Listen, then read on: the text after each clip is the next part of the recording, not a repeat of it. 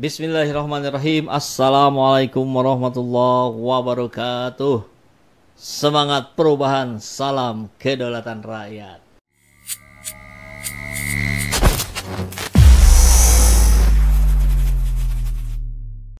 Dan Pasal 94 Undang-Undang Nomor 7 Tahun 2017 tentang Pemilihan Umum sebagian telah diubah Undang-Undang Nomor 7 Tahun 2023 tentang perubahan atas Undang-Undang 7 Tahun 2017 mengatur mengenai tugas pengawasan Bawaslu dalam kerangka pencegahan, penindakan, dan penyelesaian sengketa proses pemilu serta tugas-tugas lain yang berkaitan dengan pengawasan penyelenggaraan pemilu tahun 2024 dengan rincian sebagai berikut. 1. Bawaslu telah melakukan tugas pencegahan sebanyak 141.008 upaya pencegahan yang dilakukan dalam bentuk surat pencegahan, himbauan, dan lain-lain. 2. Bawaslu telah melakukan tugas penindakan terhadap temuan dan atau laporan sebanyak 700 temuan dan 1.562 laporan penanganan pelanggaran pemilu. Dan 3. Bawaslu telah melakukan tugas penyelesaian sengketa proses pemilu sebanyak 289 sengketa proses pemilu. Bahwa berdasarkan uraian tersebut di atas, maka perkenan Bawaslu dalam memberikan keterangan ini di hadapan Yang Mulia Majelis Hakim Konstitusi hanya berkaitan dan berkenaan dengan tugas, wewenang, dan kewajiban Bawaslu. Untuk Bawaslu untuk melengkapi keterangan kemarin pada hari Kamis. Terima kasih Pak Ketua. Baik, terima kasih Prof. Izin Yang Mulia. Sebentar, masih dari Hakim dulu. Sebelumnya ya, Dari Yang Mulia. menambahkan apa yang disampaikan oleh Prof. Eni, Prof. Saldi. Begini, saya kebetulan Hakim Konstitusi yang sudah 3 kali menangani Pilpres. Jadi saya mempunyai banyak pengalaman untuk penanganan Pilpres. Saya melihat Bawaslu dalam posisi yang pasif. Dalam posisi yang pasif, Mahkamah bisa memandang persoalan-persoalan yang muncul pada tahap-tahap sebelumnya itu tidak bisa clear sebagaimana yang disampaikan oleh Prof. Saldi. Sehingga kalau permasalahan-permasalahan yang muncul di sebelumnya tidak tertangani dengan baik oleh Bawaslu, maka bisa saja itu ditangani oleh Mahkamah. Nah, oleh karena itu, maka penjelasan Mahkamah dari Bawaslu mengenai persoalan-persoalan apa saja yang sudah muncul, itu sangat penting untuk diketahui. Karena kalau tidak diketahui, nanti Mahkamah yang akan menelisik dan akan memutus gitu. Nah, ini kan bisa merugikan para pihak. Oleh karena itu, saya mohon Bawaslu betul-betul bisa menjelaskan secara detail seluruh persoalan-persoalan, apalagi ditambah dengan konferensi pers yang di launching itu. Nah, kalau tidak, berarti kita bisa melihat, oh ini belum diselesaikan oleh Bawaslu. Nah, kalau belum diselesaikan oleh Bawaslu, maka Mahkamah harus menyelesaikan supaya kepastian hukum dan keadilan dalam penyelenggaraan pemilu bisa tercapai. Sehingga keadilan itu berlaku untuk para pihak. Jadi saya mohon Bawaslu jangan diam saja dan pasif. Apa yang sudah harus betul-betul direaksi. Itu yang harus saya sampaikan untuk menambahkan dari Prof. Saldi dan Prof. Eni. Terima kasih Pak Ketua, saya kembalikan. Pemirsa, viral di media sosial rekaman percakapan yang diduga mengarahkan kepala desa untuk mendukung pasangan nomor urut 2. Rekaman percakapan ini membuat heboh dunia maya dan menuai beragam komentar netizen. Jadi untuk kepala desa, ini langsung aja kita diarahkan ke 02, itu dulu yang pertama. Tidak ada cerita lain, tidak ada cerita alasan apapun, menangkan 02 di desa masing-masing. Dengan catatan 100.000 dikeluarkan uang dari situ. Nah, dari dana desa itu 50 untuk dikirim ke sana untuk mereka penggunaan untuk apalah serangan sama mereka. Itu ada penggunaannya nanti PJ di situ, Kapolres di situ, dan DIN di situ, kejari di situ. Penggunaannya penggunaan untuk Pilpres, operasional mereka. Jadi yang 50 tinggal di desa. Dan ini macam tahun lalu kan udah tahu lah senior kan. Dan ini mudah-mudahan tidak ada pemeriksaan terkait 2024. pertemuan desa bersatu. Nah, tapi yang mau kita angkat adalah bahwa di acara itu ada ajakan, ada dukungan untuk memilih paslon Gibran Rakabuming Raka dengan Prabowo. Kebalik ya, Prabowo Gibran harus presiden capres kan Prabowo. Tapi kemudian Ketua Bawaslu mengatakan Rahmat Bagja tidak ada ajakan. Ada orang Bawaslu di situ, kita ada di sana. Gemesin banget ini Rahmat Bagja, apalagi lihat perawakannya makin gemesin aja. Ini memang lagi viral ya kata-kata apa gemoy, gemesin.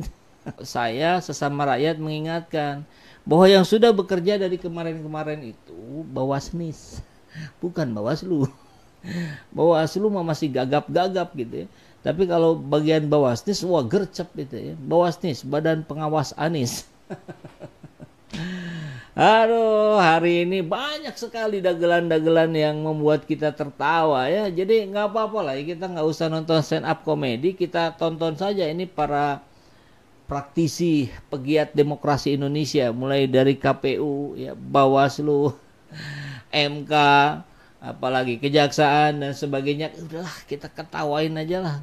Tapi nggak cukup diketawain dong, kita juga harus sampaikan. Kita juga harus share ke yang lain bahwa ini ada persoalan besar di negeri ini yang harus kita sikapi dengan tetap rileks tapi tegas. Nah, gitu ya. Capek kalau kita stres mau capek sendiri gitu. Iya kan? Jangan-jangan mereka yang di atas hahihi, kita yang di bawah belepotan. Jadi janganlah, santai saja. Kita ikutan santai lah kayak elit-elit politik di Jakarta sana ya. Oke, kita lihat nih thumbnailnya.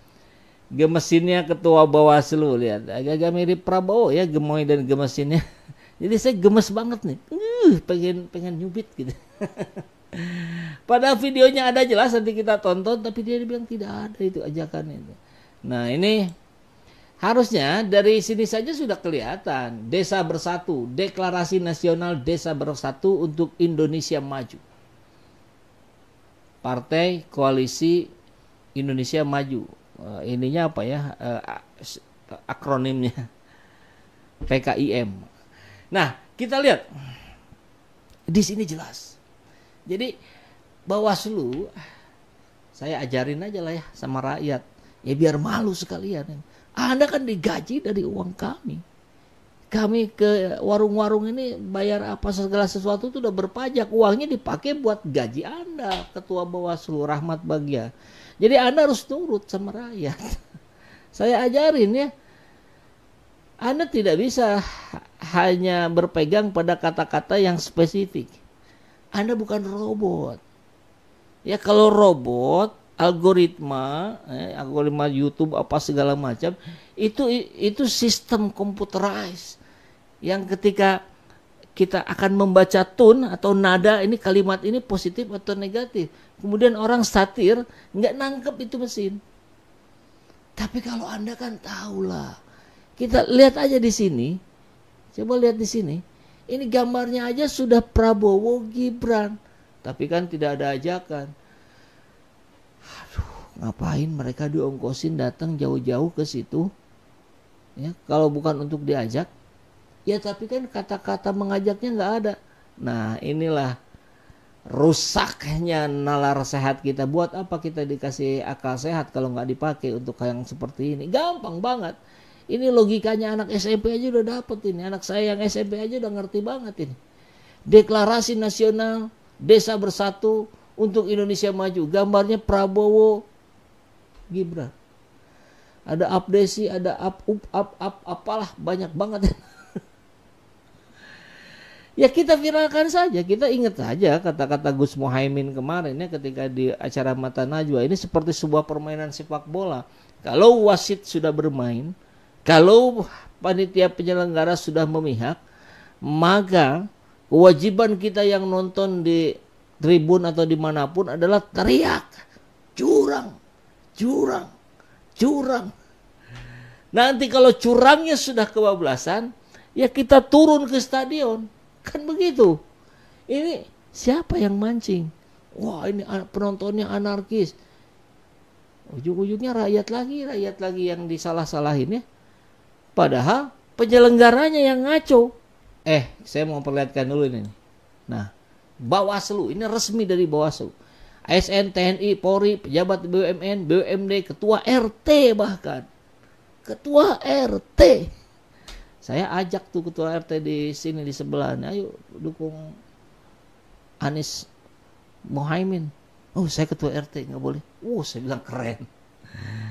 Tapi kalau nanti nyoblos, ya nyoblos mah amin. Akhirnya banyak yang begitu gitu. Tapi mereka sendiri gitu.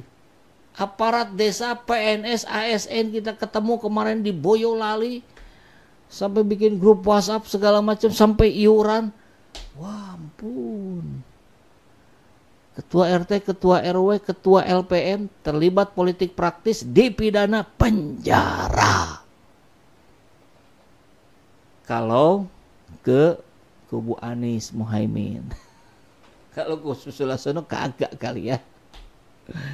Undang-Undang nomor 17 tahun 2017, pasal 280, ayat 23, pasal 28, wah banyak banget lah ini ya. Setiap ASN, TNI, Polri, kepala desa, perangkat desa, dan atau anggota badan permusyawaratan desa yang melanggar larangan sebagaimana dimaksud dalam pasal tersebut dipidana dengan kurungan paling lama 1 tahun dan denda paling banyak 12 juta. Kata yang sebelah sono yang duitnya nggak berseri, 12 juta jalanannya. Mudah-mudahan nggak ketahuan, jadi saya nggak keluar 12 juta. Gitu kali ya. Aduh, ingat ya sobat, ASN, ketua RT, ketua RW, ketua LPM, lurah, camat tidak boleh terlibat dalam kampanye apalagi memfasilitasi.